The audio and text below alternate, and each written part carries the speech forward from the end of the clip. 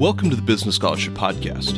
I'm your host, Andrew Jennings. You're listening to a special Symposium episode of the show focused on financial and corporate regulation in the Biden administration. As part of this symposium, we'll hear from 5 panels of scholars and practitioners about what we might expect for financial and corporate regulation over the next 4 years of the Biden-Harris administration. We'll return with our regular episodes next week. As usual, if you like what you hear, please subscribe to the podcast in your favorite podcast app. We'll let others know about the show too. Welcome to the final episode of the Business Scholarship Podcast, Symposium on Corporate and Financial Regulation in the Biden administration. Today's panel focuses on enforcement and policing and includes Miriam Baer, Jacob Elberg, and Karen Woody. Miriam, Jake, Karen, welcome to the Business Scholarship Podcast. Thanks for having us, Andrew. I'm looking forward to hearing some of your insights about enforcement and policing over the next 4 years in just a few moments. But I wondered if before we begin, if you might want to introduce yourselves and highlight any areas or issues that you're going to be focused on over the next 4 years. Miriam? Sure. So I am both a former federal prosecutor from the U.S. Attorney's Office in the Southern District of New York, and I also spent some time in corporate compliance. So my interests are in sort of 3 different areas. I'm interested in what you might call pandemic fraud, which are and this is something that the current Department of Justice is already focused on, but I would expect the Biden Department of Justice to take the ball and keep running. And with regard to pandemic fraud, there's sort of 2 flavors to that. One relates to the fact that when the government makes a huge amount of money available to aid different businesses and people, you always run the risk that recipients of that money are undeserving and or lying in order to get that money, right? So I would expect that to be something that the government continues to worry about and that the Department of Justice continues to look into that. The other type of fraud, and we're seeing some of this already, is the kind of fraud that just exists in which fraudsters take advantage of the fact that so many of us are isolated and we're not actually looking at the goods and services we purchase, which means there's a great opportunity for people to promise things that they don't really deliver. And so we've already seen that. We've seen cases like that. But I would expect, again, the government to continue looking into that. Now, the final element of pandemic fraud that I think is not as straightforward, but it's going to be something important, relates to the fact that we're going to be now distributing this vaccine, granted through the states, but we're going to have this vaccine out there. And it strikes me, again, you're going to create 2 different types of fraud I would be looking for with regard to the vaccine. One is you're going to have unscrupulous folks who claim to have the vaccine even though they don't, right? So you'll have sort of the folks claiming, hey, I've got the vaccine, and what they've really got is they're pumping you full of, sugar water.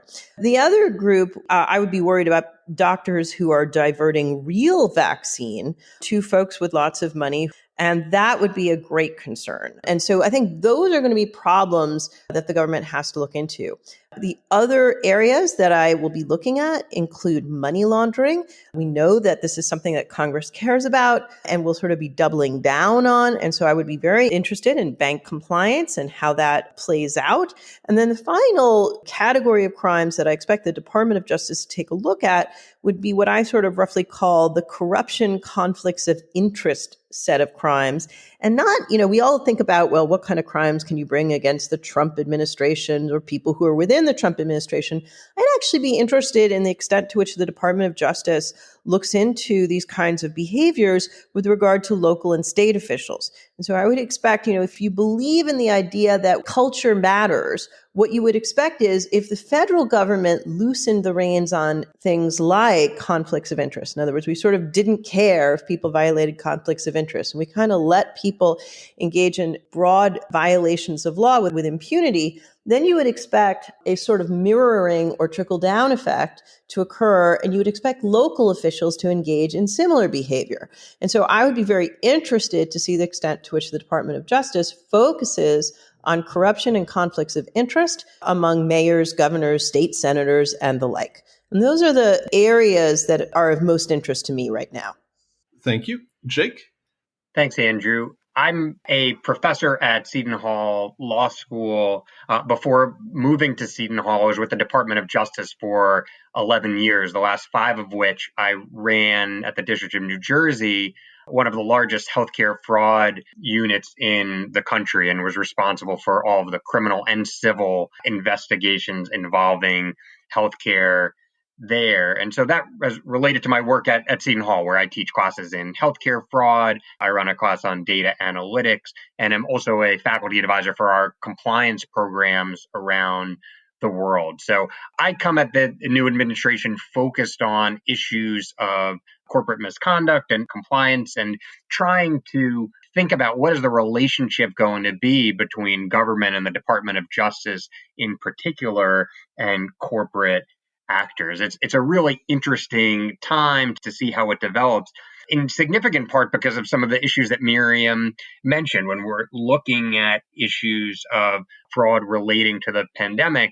you heard from Miriam talk about lots of different types of fraud that are carried out by individuals, and they're often egregious things, whether we're talking about snake oil salesmen or other things where they're going to be misconduct by individuals. And one of the things I think to keep an eye on is to what extent those types of things are the focus of Department of Justice efforts, and to what extent, while those things are being looked at, there's also an effort to look at big corporate crime and misconduct at a higher level. There's obviously tremendous amounts of money at play here. And so whether we're going to be dealing with lots of investigations, lots of resources from a DOJ perspective put into those big actors, I think it's a really interesting time in terms of the relationship between DOJ and big companies. One of the things that we've seen in the context now, with lots of talk about criminal justice reform focused on individuals, but a general sense of criticism of the Trump administration in terms of the level of effort being put into policing corporate crime, whether we're going to see that ramp up in the Biden administration, while at the same time, we're also seeing a level of appreciation for some work, at least done by big companies when we talk about vaccine development and that sort of thing. So particularly in the areas of healthcare, I think there is an increased recognition of the positive benefits of big companies, but also at the same time, a desire to see the new administration crack down on misconduct by some of those same types of companies. So it will be interesting to see how that all plays out. Thank you. And Karen? Hi, thanks for having me, Andrew. I'm Karen Woody. I teach law at Washington and Lee University. Before entering academia, I also was in practice for about 10 years, not at the DOJ, but on the other side. I was doing corporate defense, mostly in Washington, D.C. And so some of my work from that time has carried over into what I think and write about now. And so I would categorize those sort of in three discrete but somewhat overlapping areas, and three that I think might have some significance as we transition to a new administration. So the first area is in the Foreign Corrupt Practices Act field. And this is one that actually surprisingly might not have a wild swing in sort of differences between administrations. And that is potentially primarily because the Trump administration, despite Trump being very clear that he hates the FCPA and would love to see the end of it, his DOJ hadn't actually followed that course so much. So we still saw enforcement of the FCPA in the Trump administration, but we did see some shifts somewhat in the leniency maybe that we saw toward corporations, depending on which way you view that. The pilot program, which allowed for sort of a declination from the DOJ if there was voluntary disclosure of wrongdoing by the companies, that was put forth by Leslie Caldwell in 2016, right at the end of the Obama administration, but was carried forward by Rod Rosenstein and the Trump DOJ. So it wasn't necessarily that this was a Trump-only program by any means, but we did see sort of this shift to becoming more of a presumption of a declination. That pilot program was codified in the U.S. Attorney's Manual in 2017. So we did see that becoming more ensconced, this idea that there could be some form of amnesty-ish sort of a program toward corporations, and whether or not that, that tracks with maybe a more Republican type of light touch regulation of corporations. That maybe is the case, but I can't imagine those two shifts are wildly different between the Obama to the Trump administration. And because past is prologue, and because Biden will usher in, assumingly, DOJ that probably look a lot like what we saw 4 years ago, I don't know if I'm going to imagine there'll be a wild swing in a wild uptick in FCPA prosecutions or investigations simply because there's been a shift in administrations. We have seen a number of foreign companies be sort of the target of the FCPA, and it's possible that scope might broaden back to sort of more domestic companies and their involvement in any sort of foreign bribery schemes. But I can't necessarily predict that. So that's the first area that I would mention. And the other one is somewhat related, and that is insider trading. And I only say somewhat related because just this year we saw an intersection between those two things, the internal controls provision of the FCPA being applied actually in an insider trading scheme just in this a few months ago in the Endeavor case. But insider trading, I think, will be, as it always is, somewhat of priority, particularly as it related to what we saw in the spring with members of Congress trading in advance of, related to confidential briefings they had received that pertained to the coronavirus and the pandemic. I think that insider trading is always an area where we see somewhat of a chasm between what the law allows and what the majority of America kind of thinks should be illegal. And that was a very significant moment of that, of people thinking, wait, this isn't illegal that these people are doing this and are able to do this as members of Congress. So I think we'll see a push to try to narrow that gap of sort of what we have a knee-jerk reaction to of thinking is wrong. And, the fact that there are significant loopholes still in insider trading. And between Preet Bharara's commission and the Bill Hines bill, there has been a push for legislation to put insider trading sort of into a very clear codified form. And we'll see if, I assume that will also carry forward into the Biden administration, I would assume. And then finally, another area that I have spent a lot of time and effort thinking about was conflict minerals regulation, which more broadly, I think, applies to ESG disclosures.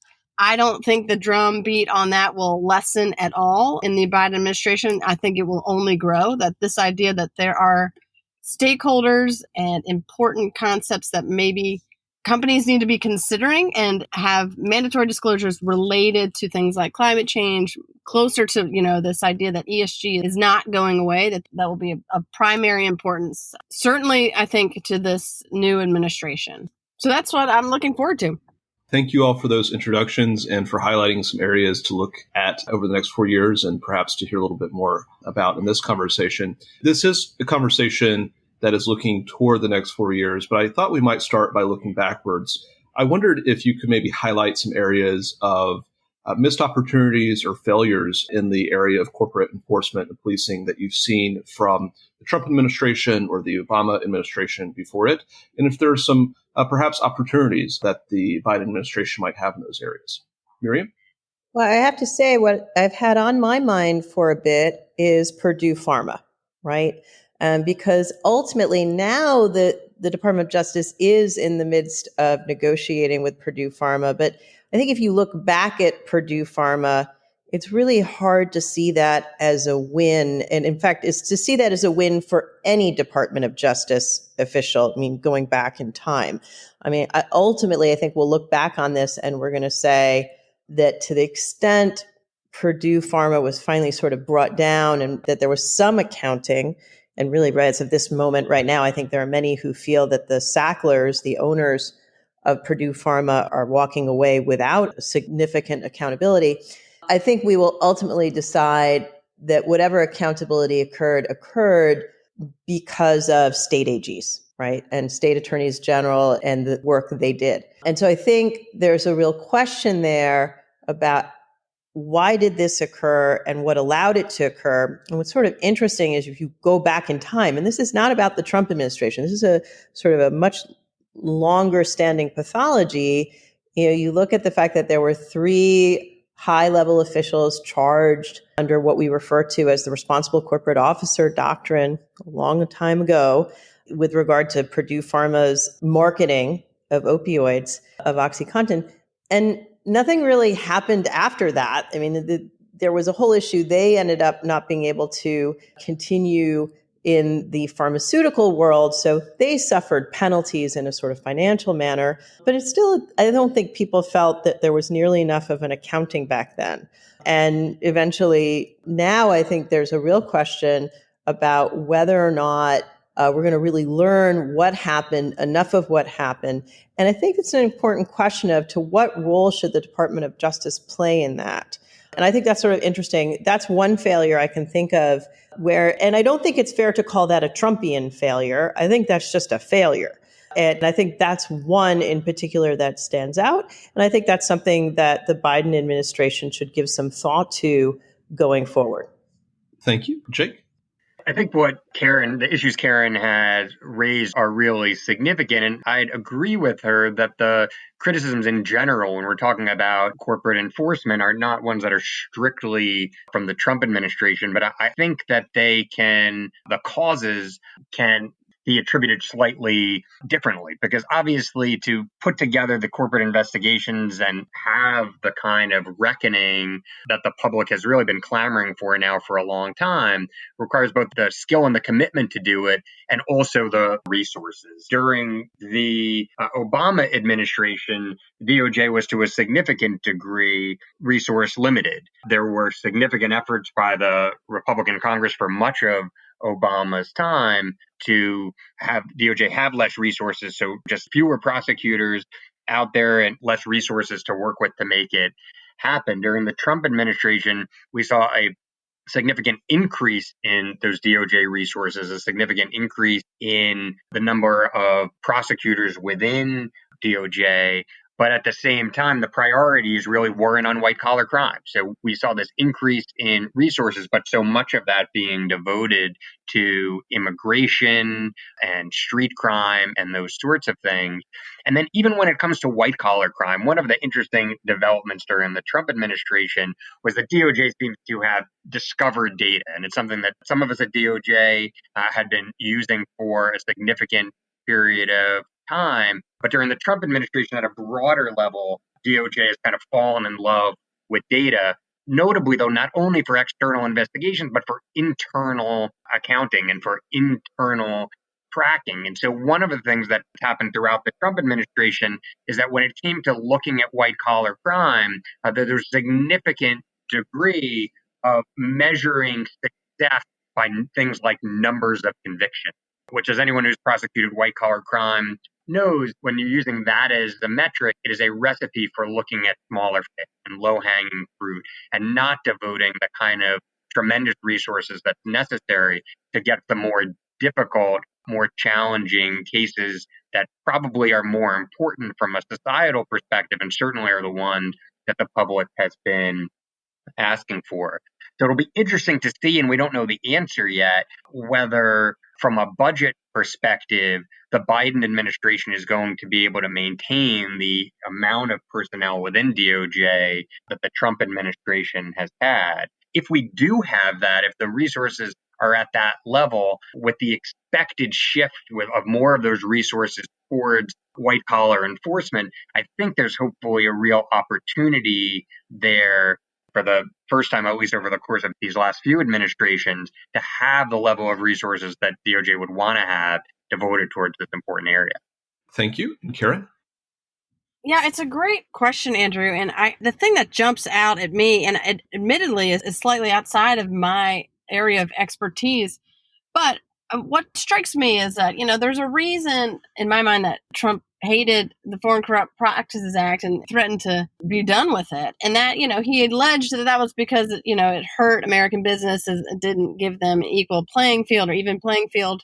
But it's hard to square that with, this is an administration that, I hope I'm not speaking too far out of school by saying, that has been rife with corruption. And not only that, there's been significant allegations that the DOJ has been very captured in the sense that they aren't looking into that. So in terms of missed opportunities or places where I think there has been a dearth of maybe enforcement or investigation, at least, I think sort of the domestic side of the FCPA, the Hatch Act, we all are now well aware of, something that was probably a pretty sleepy area of the law until this administration. I don't think that's a coincidence, because we have seen sort of unprecedented levels of corruption, use of the office in ways we haven't seen before. And so, like I said, this isn't exactly my area of expertise, but it's hard for me to look at these past 4 years and not see that as an area that I hope the Biden administration will shift at least, or pick those things up and really investigate what seems to me like a fairly pervasive presence of corruption within the administration.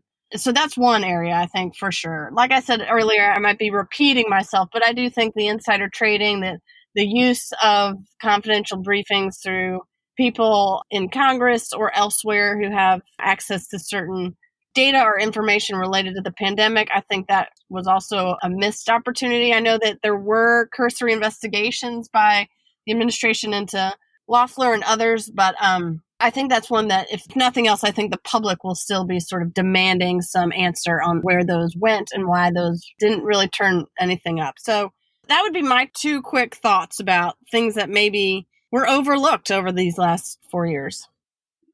This conversation is being recorded on December 8th, 2020. And so at this point, the Biden administration is being assembled, but we don't know who will be the heads of the DOJ or other enforcement agencies, who will be certainly the assistant AGs or deputy secretaries in various agencies that have an enforcement mission, or heads of independent agencies that have an enforcement mission.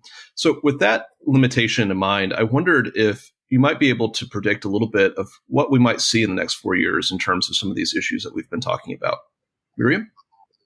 I don't know if it's the prediction so much as it's a desire, but I think what you want to see is introspection from the next Attorney General as to what just happened at the Department of Justice, right? And I think Karen alludes to some of this, which is that we saw some unprecedented incursions on prosecutorial discretion throughout the last 4 years. And when we see things like that, we start to worry that the Department of Justice is losing its sort of independent streak, right? And I think that kind of top-down analysis of where were our norms eroded? Were there instances when we appeared to overrule our career prosecutors? Were there instances when Main Justice interfered with the decision-making of specific U.S. attorneys? I'm thinking in particular, U.S. Attorney Jeffrey Berman for the Southern District of New York. Were there times when we appeared to be acting as if we were the president's attorney or law firm? That is not something that the Department of Justice is supposed to do. And so this sort of goes to a broader point. You can't be a premier prosecutor of corruption unless you are independent. And to assure independence, we have all these different types of rules and policies, and some of them are written down and some of them aren't, or they're just sort of understood, or some of them are written down but aren't really binding. And so I think that's something that the Biden administration, through its next attorney general, is going to have to really do a top-down analysis of what has occurred, because we just see sort of the tip of the iceberg. We see those cases where a prosecutor noisily withdraws from the case, or where a U.S. attorney gets into a fight with the Department of Justice about whether or not he's actually stepping down from his position. We don't see everything else that's going on. And I think there are many of us who worry there's more out there we just don't know about. And I think that's something, and that's a problem. When I say it's a problem, there's always a risk, which is you spend too much time on that, right? There's this, you're going to get criticized as, well, you're not moving forward. You need to put your resources into prosecuting new crimes and all that kind of stuff. But I think these violations of independence norms are important. And they are important to investigate. And that it's important that you have a body that's set up within the Department of Justice that is tasked with doing just that. And it may not be that these are crimes, by the way, but it is important to figure out where were our norms violated? Why were those norms violated? And how do we fix them?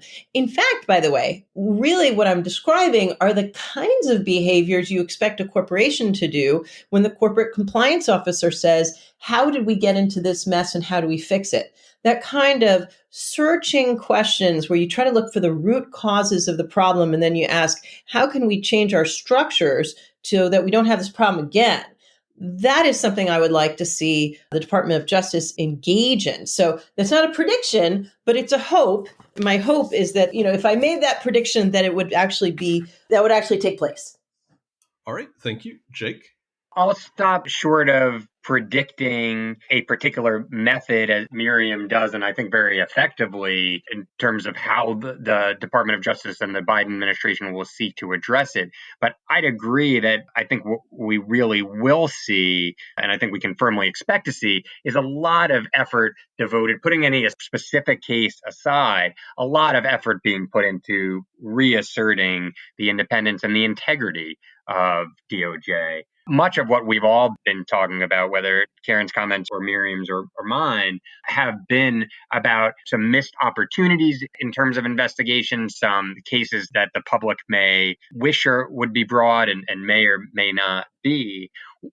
One of the things that's really important for DOJ and for our society as a whole is being able to have faith that even if the result of an investigation, even if the result of a prosecution doesn't leave us feeling fulfilled, even if it's not the result that we would all want, to at least be able to take solace and have comfort in the idea that that result is happening for the right reasons. That if DOJ isn't succeeding, it's not because of some corrupt behind the scenes deal going on that led DOJ to not be trying its hardest or something of that nature. And that has, to a significant degree, been lost over these last 4 years. And whether through the method that Miriam described or otherwise, I think what we're going to see is a real explicit and significant effort at reinstalling that integrity and that independence. And it's important from a public perspective, and it's also important from an internal perspective. We have seen, really for the first time, DOJ employees, who even some current DOJ employees, speaking out about what's been going on. We've also seen significant numbers of departures of folks who are departing not just because they're moving on to other things in their lives, but because of real discomfort with what the Department of Justice has been doing. And so those are problems for the functioning of DOJ, even aside from public perception. But for both of those reasons, and I think it goes back to being able to accomplish the goals that Miriam and Karen and I have all been speaking about throughout this conversation. You can't do that without the public having a real faith in the independence and the integrity of DOJ. That's something that's been significantly eroded over these last 4 years, and I firmly expect significant efforts to improve that going forward. Thank you. And Karen?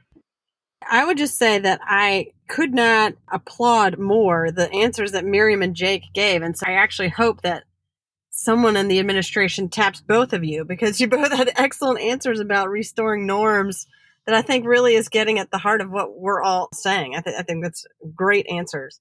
I think my predictions would be, in terms of the FCPA, we'll see continual enforcement of that. I'd be curious to know if we move at all, maybe a touch away from this presumption of declination, this idea that if companies self-disclose that they get a pass.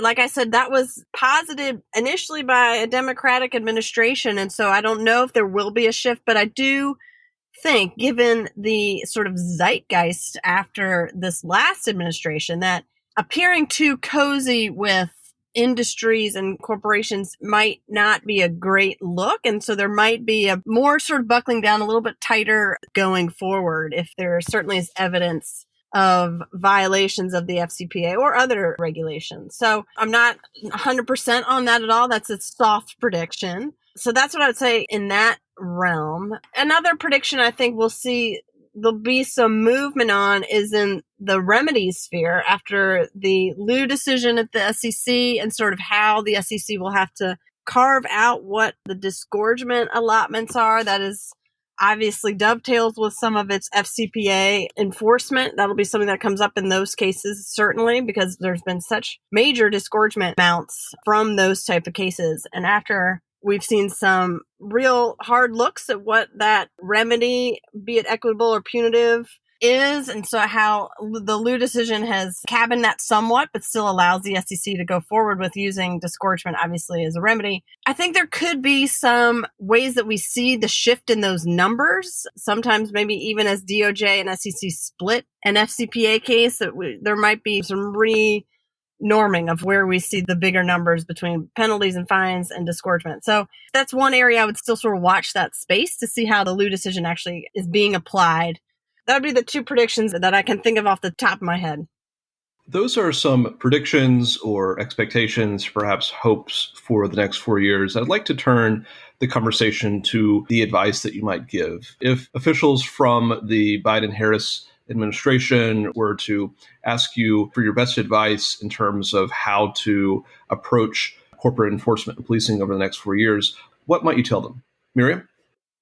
So sort of this raises different issues. One question, which I think Karen alluded to earlier when we were talking about insider trading, would be questions about to what extent do we need legislation that better defines or more precisely defines the particular behaviors we're most concerned about, right? So should we have a different set of statutes that set out to define insider trading? Should we come up with different statutes that relate to, in other words, instead of relying on what we currently have, and I'm just simply throwing things out for, say, tax fraud or money laundering, instead of the open-ended statutes that we tend to use, we have these sort of open-textured statutes, and then we rely on prosecutorial discretion to sort of flesh them out.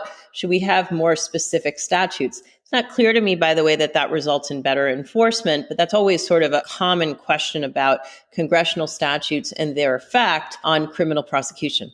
I think a second question, though, relates to what kind of funding we need, which Jake has already talked about. And then also, related to that, what kind of, and this is a little different, which is what kind of coordination do we need? One of the interesting things that I think happened over the last 4 years is you had two things happening. One, you had skilled prosecutors leaving the Department of Justice or the U.S. Attorney's offices. Either they retired or they left. And then you also had people who might in the past have actually gone there, going to, and so I'm going to bring this up again, state attorney general's offices.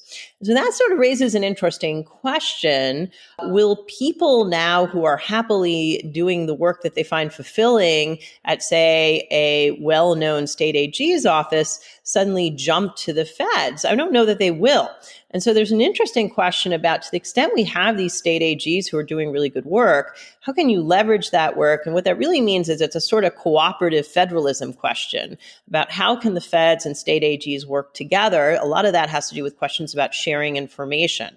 I think there's going to be a lot of interesting sort of coordination questions, along with the usual questions of where are there holes that you need to plug in your federal statutes?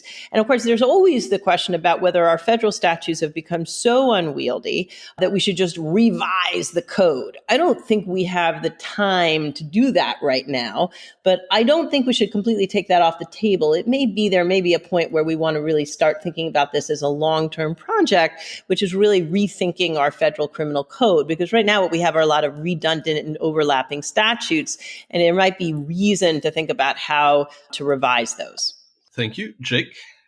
Before I move on to advice, I just want to comment for a moment on something that Miriam said, because it's a really interesting point when Miriam referenced the idea that some folks who would have in the past gone to U.S. attorneys' offices or to Main Justice in D.C. have instead looked to attorney general's offices. And I think we've seen that in terms of folks going directly there, and also from folks leaving DOJ because of concerns about what's going on at the department and then heading to attorney general's offices. And that goes back to our earlier discussion of whether DOJ will be able to reclaim its place as what it's always been, which is something it doesn't matter so much who the president is. It doesn't matter so much who the attorney general is not because those roles aren't incredibly important. Obviously they are, but in terms of the day-to-day operations of the entity.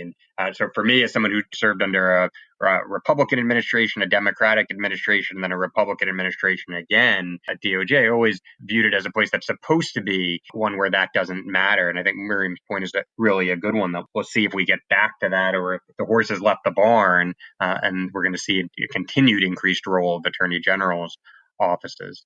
In terms of advice, we're at a really interesting place as a country, I think, in terms of taking stock and really re-examining the relationship between prosecutors and law enforcement and the public. And a lot of that has focused on and will continue to focus on individual prosecutions. And that's as it should be. That's incredibly important. That's clearly going to happen. So I'll save my advice for the other aspect, which is while that's going on, I think it's really important that the administration also gives significant thought to the relationship between prosecutors and law enforcement and corporations and white collar crime, because just as the prosecution of individuals and how that is carried out has a significant impact on public trust in the system, so does the extent to which there are resources being put towards prosecutions of corporations. We see when we look at public confidence in institutions, not only the Department of Justice, but institutions more broadly, really looking for there to be accountability from those big entities and that be carried out by the Department of Justice. And so I think my advice would be that DOJ really keep in mind that the type of white collar prosecution, whether of individuals or of companies, that those are things that are really good, and not just good, but necessary for public trust in the system. And they not only pay for themselves from a resource perspective because they bring back money, as Karen's talked about throughout our discussion, but they're important in terms of people being able to trust their institutions, both government and outside of it. So hopefully we will see a significant effort there and not have a baby be thrown out with the bathwater, as we are presumably going to be significantly decreasing the amount of resources devoted to prosecutions of street crime and other individual crimes. Thank you. And Karen? I'm going to piggyback on what Miriam said a little bit about really the code. You know, what are the laws that we are able to leverage and to use in order to get a handle on activity that we don't condone? And the prescription I would give, or sort of the advice, would be that there is immense opportunity in the creativity that line prosecutors and others might be able to find even in the code that we have. And one example of that is the more recent case we saw with insider trading being brought under 18 USC 1348 under broad level general securities fraud, as opposed to Section 10b-5. This is a fairly novel concept that a prosecutor in Georgia brought a couple cases with it. But we now have seen through a Second Circuit case, Blasiak, that we might actually see a divergence between juries that are willing to meet the elements of 1348 while very onerous burdens of finding the elements of a 10b-5. There's sort of a difference now between those. So we might see more prosecutors going forward with insider trading under an entirely different regime, a different statute. So that's one. And then we saw that also, as I referenced earlier, the Andover case where we saw an insider trading claim being brought under an internal controls violation that usually comes with an FCPA case, but we saw it being applied to a different circumstance. And so even though I think there are wide loopholes in the code that I think legislatively we do need to address, insider trading seems to be one of the most obvious ones.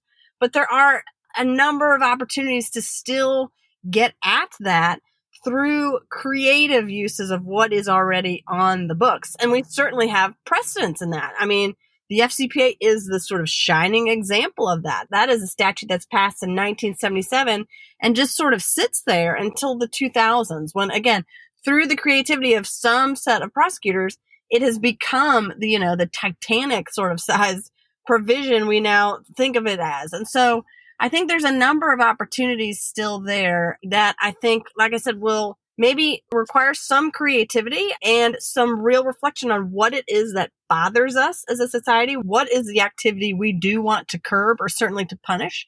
And are there ways to think somewhat outside the box of how to bring some of those cases. So I think that's an exciting area of the law. Corporations and individuals might not see it that way. That was very maybe pro-enforcement type of an angle, which admittedly I don't always take. But I think there's a lot of room for new types of enforcement opportunities in coming years. Thank you all for those thoughts and visions for the future and maybe advice for the next administration. I wondered if you have any closing thoughts for our listeners or for your co-panelists as we go forward and think about some of the things that we've talked about today. And I'll just start with the reverse of the prior order. Karen, would you like to get us started on closing thoughts? Sure. My closing thoughts were sort of some of maybe what even my opening thoughts were. And that is this, that I don't imagine there'll be a widely significant or noticeable shift, to my mind, at least in the area of FCPA, that we will see from one administration to the other, from what I can tell. So I do think this is a situation where we'll see some subtle shifts. This might be more of kind of a boiled frog situation where we'll be able to look back in at least 4 years, if not 8, of a Democratic administration and see the differences. But those will seem incremental, I think. I don't think this will be a situation where the Biden administration comes in and we see a sweeping change in how certain crimes are going to be prosecuted. That might be anticlimactic in terms of an answer, but I think to me, it'll be much more subtle. That's my takeaway from this. Thank you. Jake? I'd like to end on a positive note. So I will say one of the positive things from my perspective, while I've talked already about real concerns when it comes to independence and integrity, which obviously are huge concerns and really problematic for the reasons that we've all discussed, how encouraging it is to see the large extent to which the work of the Department of Justice has continued successfully over the last 4 years, despite those things that have been going on. And that goes back to what Karen was just talking about in terms of we tend to not see these dramatic changes. The predictions that when folks were recording these same kind of podcasts 4 years ago and making predictions about what the Trump administration was going to do, whether with the Foreign Corrupt Practices Act or otherwise, a lot of those predictions would have been more dramatic substantively than what turned out to be the case. We did not see an abandonment of corporate prosecutions, a lessening of as a priority, sure, but not an abandonment. So I think that we will see, and I think we should all take some comfort in that aspect. And I think that when folks should manage their expectations accordingly. I mean, my hope, and as we've all talked about, my hope is that we're going to have a restoration of independence and integrity. But on a substantive level, I don't think we're going to see dramatic changes in what's going on when it comes to corporate prosecution. And if taken as a whole, I would expect that if we look at the corporate prosecutions during the Biden administration, they're not going to look so dramatically different than the prosecutions that we've seen during the Trump administration or the Obama administration before that. All right. Thank you. And Miriam, last word. Oh, great. So first of all, I think like all of my co-panelists, I think we all agree that prosecutors should be independent and that we're looking forward to that kind of restoration of independence, that they should be nonpartisan. And I think we all agree also that they should be aggressive where the circumstances warrant, right? And should think about what the priorities should be and who you want to protect and the harms you want to redress. On the question, though, and so I just want to bring up something Karen said. I am not convinced that prosecutors should be creative. And here's what I mean by that. I actually think I absolutely agree you should be creative in how you obtain information within the bounds of the law, of course, but that you shouldn't, for example, just simply say, well, I wasn't able to get the information, so I decided to just go home, right? I mean, that obviously, there's a certain amount of doggedness and diligence, which in a way also takes into account, did you uncover every stone? And that also incorporates creativity. I am less excited by the idea of quote unquote creative interpretations of criminal law. And this comes from my background as a criminal law professor. If you believe strongly in the rule of lenity, if you believe strongly in the idea of notice, then I think your view is that where there are gaps in the law, that is something for our legislature, i.e. Congress, to solve, and not creative prosecution. That being said, I think prosecutors aren't going to have much of a choice one way or another, because, and this goes to one last institution none of us have spoken about, and that is the Supreme Court. As I'm sure everyone on this panel is aware, I think the Supreme Court, and this is bipartisan, has shown an increasing unwillingness to allow creative interpretations of white-collar statutes. Now, and in fact, people would disagree how creative those were, but you can think of a number of cases. And again, these are cases that have bubbled up during the Trump administration, but also going before that, where the Supreme Court has said essentially, hey, prosecutors, you're overreaching in how you are interpreting these crimes. And obviously the case I have in mind right now is the Bridgegate case, the Kelly case, that was a unanimous opinion throwing out what essentially Justice Kagan said was a corruption case that was essentially the prosecutors were trying to say this was fraud. Now, you can disagree with her, but I think the point is this. If the Supreme Court is not going to countenance that kind of quote unquote creative prosecution, then it seems likely to me that if this kind of attitude is going to stick, and I think it will, then I think you really do have no choice but to think about how you revise the code and what that kind of code reform should look like. And maybe also you decide that and we haven't talked about this as well, is what is the relationship again between criminal prosecutors and civil regulators and enforcement. So all of that I think is going to be really important. But I agree that these conversations will finally be conversations we can actually have once we sort of secure the integrity and independence of the Department of Justice, or resecure. This panel on enforcement and policing has been the final episode of the Business Scholarship Podcast Symposium on Corporate and Financial Regulation in the Biden administration.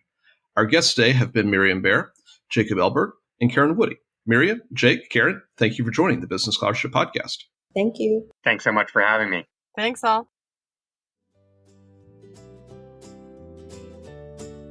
Thank you for listening to another episode of the Business Scholarship Podcast.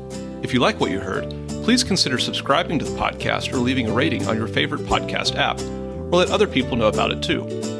If you have suggestions for future episodes, please let me know. My email address is andrew@andrewkjennings.com, and I look forward to hearing from you. Until the next time, I'm your host, Andrew Jennings.